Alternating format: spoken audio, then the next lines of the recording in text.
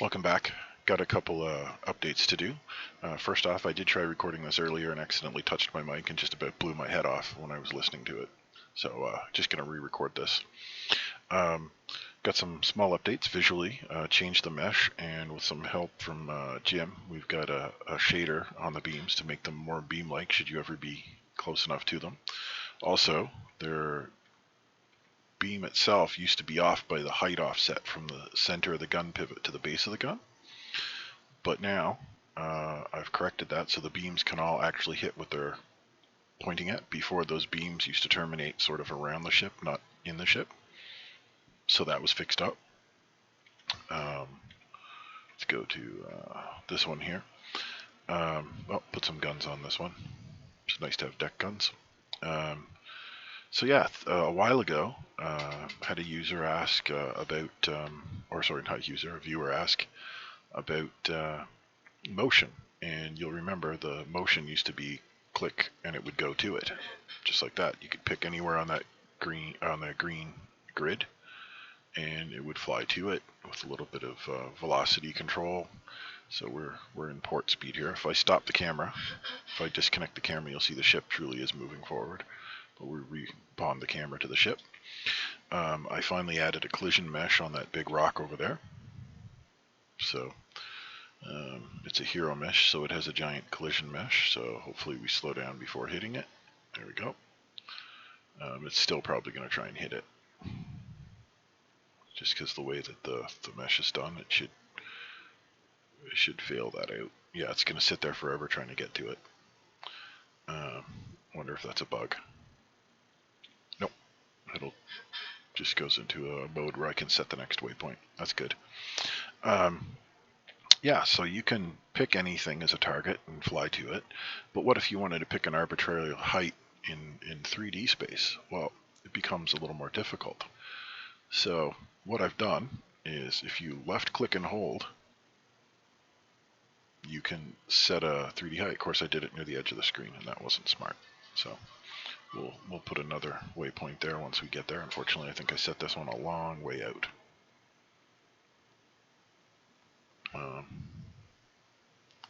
Let me zoom out here. This should work better.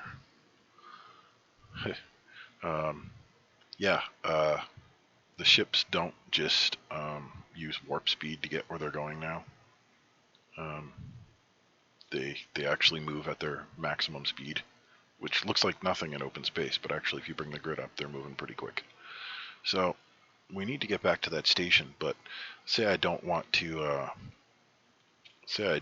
go to the station, and I don't want to go to the bottom of the station. So what I can do is try and pick a ring. Now what I did there is I left clicked, held it down, and it gets the height when I right click. It's pretty straightforward, I think. But so what I would do is I want to go underneath the ring over there or wherever. I'll left click, hold, and set that as a new waypoint.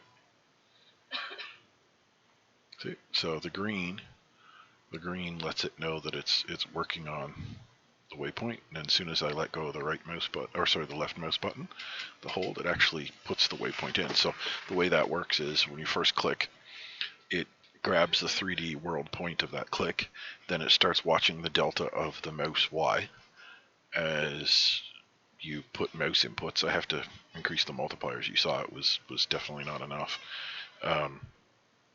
As you increase the mouse Y delta, as soon as you let go of the left button, you get the final waypoint position. So you can also do this to a ship.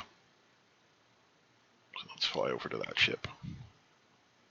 Say you have a ship that you want to visit, and let's slow to port speed, please. Thank you. So say we want to visit below that ship, right about there. So that's our new waypoint. That waypoint is going to terminate if I give it somewhere to go. But let's just give us a new waypoint there. I think we need to come up a bit.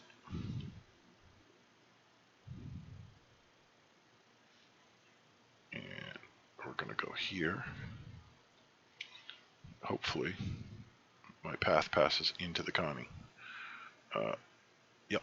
Oh, they hit. Now I had thrust on, and the RCS thrusters and damping and whatnot forces were enabled on both ships. If both ships were powered down, they would continue just spinning off like, a pebble floating in space. But you've already seen that with the blocks. The important thing here is just the update some visuals and the ability to set waypoints in the 3D space, not just the 2D grid projection. So, and it's that easy. Well, looks easy, but yeah. Anyhow, if you've watched this long, I guess you like this kind of stuff. And again, thanks for watching, and I'll catch you in the next video. Bye.